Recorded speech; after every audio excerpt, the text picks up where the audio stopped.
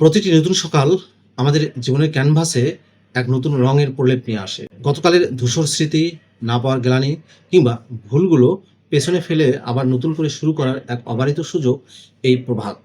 আমরা সবাই মানুষ, আর মানুষের ধর্মই হলো ভুল করা।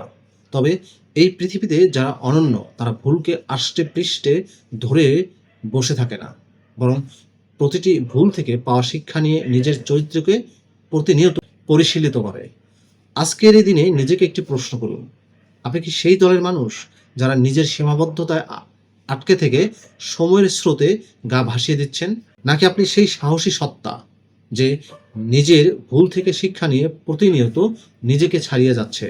জীবনকে নতুন করে দেখার জন্য খুব বড় কোনো আয়োজনের প্রয়োজন নেই। আজকের দিনটি শুরু হোক খুব ছোট একটি ক্ষমা দিয়ে। আপনি যদি নিজের কোনো ভুলকে এতদিন পরম যত্নে লালন করে নিজেরই ক্ষতি করে থাকেন, তবে আজই সেই ভুলকে ক্ষমা করে দিন। নিজেকে মুক্ত করুন অনুশোচনার ভার থেকে। একটি নতুন সিদ্ধান্ত নিন, হোক তা ছোট কিংবা বড়। আপনার জীবনের প্রতিটি সিদ্ধান্তই আপনার ভবিষ্যতের রূপরেখা তৈরি করে। মনে রাখবেন, জীবন কোনো নির্দিষ্ট গন্তব্যে থমকে থাকার নাম নয়, এটি একটি নিরন্তর উত্তরণ। আপনার সেরা সময়টি এখনো কাটেনি।